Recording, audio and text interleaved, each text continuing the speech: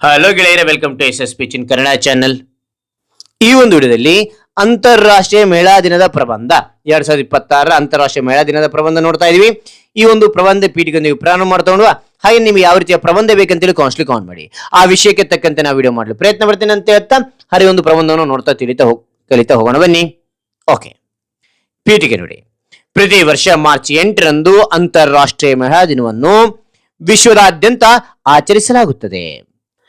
ಮಹಿಳೆಯರ ಸಾಧನೆಗಳನ್ನು ಗೌರವಿಸುವುದು ಮತ್ತು ಸಮಾಜದಲ್ಲಿ ಅವರಿಗೆ ಸಮಾನ ಹಕ್ಕುಗಳು ದೊರಕಬೇಕು ಎಂಬ ಸಂದೇಶವನ್ನು ಸಾರುವ ಉದ್ದೇಶದಿಂದ ಈ ದಿನವನ್ನು ಆಚರಿಸಲಾಗುತ್ತದೆ. ಮಹಿಳೆಯರು ಕುಟುಂಬ ಮತ್ತು ಸಮಾಜದ ಅಭಿವೃದ್ಧಿಯಲ್ಲಿ ಮಹತ್ವದ ಪಾತ್ರ ವಹಿಸುತ್ತಾರೆ ಅಂತಕ್ಕಂಥದ್ದು ಇಲ್ಲಿ ಪೀಠಿಗೆಯಲ್ಲಿ ನೋಡ್ತಾ ಹೋಗೋಣ.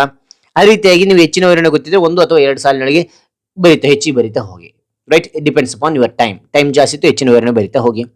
ಇಲ್ಲಿ ವಿವರಣೆ ನೋಡ್ತಾ ಹೋಗೋಣ. ಹಾಗಾದ್ರೆ ನಿಮಗೆ ಈ ಒಂದು ಮಾಹಿತಿ ಇಷ್ಟವಾಗಿದ್ರೆ ಒಂದು ಲೈಕ್, ಅನೇಕ ವಿಡಿಯೋ ಪ್ರೋತ್ಸಾಹ ತುಂಬಾ ಸಿಗುತ್ತೆ. ಇನ್ನೊಬ್ರು ವಿಷಯ ಸಾಧ್ಯ ಇಂಥ ಅನೇಕ ವಿಡಿಯೋ ಚಾನಲ್ ಸಬ್ಸ್ಕ್ರೈಬ್ ಆಗಿ.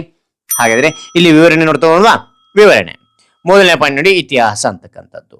1910ರಲ್ಲಿ ಜರ್ಮನಿಯ ಸಮಾಜ ಸೇವಕಿ ಕ್ಲಾರಾ ಜೆಟ್ಕಿನ್ ಅವರ ಸಲಹೆಯ ಮೇರೆಗೆ ಅಂತಾರಾಷ್ಟ್ರೀಯ ಮಹಿಳಾ ದಿನವನ್ನು ಆಚರಿಸುವ ಪರಂಪರೆ ಆರಂಭವಾಯಿತು ಅಂತಕ್ಕಂಥದ್ದು ಇಲ್ಲಿ ಮೊದಲನೇ ಪಾಯಿಂಟ್ ನಲ್ಲಿ ನೋಡ್ತಾ ಹೋಗೋಣ. ಎರಡನೇ ಪಾಯಿಂಟ್ ಇದೆ ಮಹಿಳೆಯರ ಹಕ್ಕುಗಳು ಅಂತೇಳಿ. ಈ ದಿನ ಮಹಿಳೆಯರಿಗೆ ಸಮಾನ ಹಕ್ಕುಗಳು, ಶಿಕ್ಷಣ ಮತ್ತು ಉದ್ಯೋಗದ ಅವಕಾಶಗಳು ದೊರಕಬೇಕು ಎಂಬುದನ್ನು ನೆನಪಿಸುತ್ತದೆ ಅಂತಕ್ಕಂಥ ಎರಡನೇ ಪಾಯಿಂಟ್ ನಲ್ಲಿ ನೋಡಬಹುದು. ಓಕೆ, ಅದಾಂತರ ಮೂರನೇ ಪಾಯಿಂಟ್ ಮಹಿಳೆಯರ ಸಾಧನೆ ಅಂತಕ್ಕಂಥದ್ದು.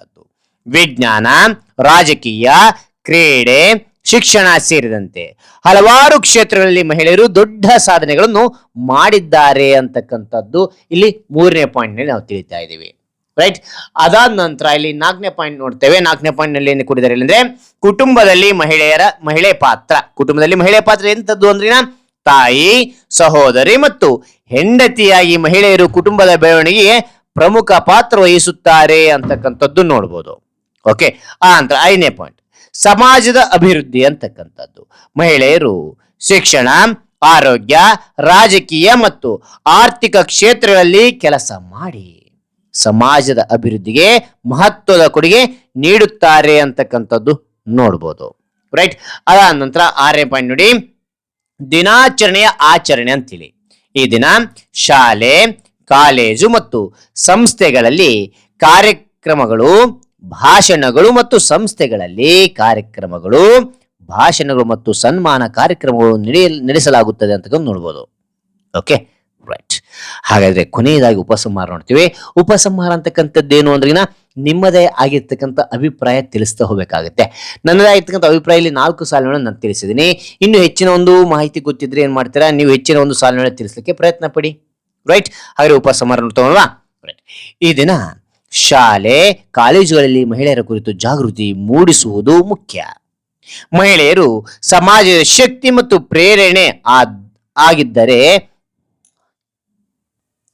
ಈ ದಿನ ಶಾಲೆ, ಕಾಲೇಜುಗಳಲ್ಲಿ ಮಹಿಳೆಯರ ಕುರಿತು ಜಾಗೃತಿ ಮೂಡಿಸುವುದು ಮುಖ್ಯ. ಮಹಿಳೆಯರು ಸಮಾಜದ ಶಕ್ತಿ ಮತ್ತು ಪ್ರೇರಣೆ ಆಗಿದ್ದಾರೆ. ಅವರಿಗೆ ಸಮಾನ ಗೌರವ ಮತ್ತು ಅವಕಾಶಗಳನ್ನು ನೀಡಿದಾಗ ಮಾತ್ರ ಸಮಾಜ ಮತ್ತು ದೇಶ ಅಭಿವೃದ್ಧಿಯಾಗುತ್ತದೆ ಅಂತಕ್ಕಂಥದ್ದು ಇಲ್ಲಿ ನಾವು ಉಪಸಂಹಾರದಲ್ಲಿ ತಿಳಿಸ್ತಾ ಹೋಗಿದ್ದೇನೆ. ಓಕೆ, ಹಾಗಾದ್ರೆ ಉಪಸಂಹಾರದಲ್ಲಿ ನಿಮಗೆ ಹೆಚ್ಚಿನ ಒಂದು ಮಾಹಿತಿ ಗೊತ್ತಿದೆ, ಹೆಚ್ಚಿನ ಒಂದು ಮಾಹಿತಿಗಳು ನೀವು ಕೊಡ್ತಾ ಹೋಗೋದು. Okay, right. ಹಾಗಾದ್ರೆ ಈ ಒಂದು ಮಾಹಿತಿ ನನಗೆ ಇಷ್ಟವಾಗಿದ್ರೆ ಒಂದು ಲೈಕ್, ಅನೇಕ ವಿಡಿಯೋ ಪ್ರೋತ್ಸಾಹ ತುಂಬಾ ಸಿಗುತ್ತೆ. ಇನ್ನೊಬ್ರು ಶೇರ್ ಮಾಡಿ ಸಾಧ್ಯ ಇಂಥ ಅನೇಕ ವಿಡಿಯೋ ಚಾನಲ್ ಸಬ್ಸ್ಕ್ರೈಬ್ ಆಗಿ. ಮತ್ತೊಂದು ಹೊಸ ವಿಷಯದೊಂದಿಗೆ ಮತ್ತೊಂದು ಹೊಸ ವಿಡಿಯೋದಿಂದ ಭೇಟಿ ಆಗ್ತೇನೆ. Thank you for watching. Bye bye.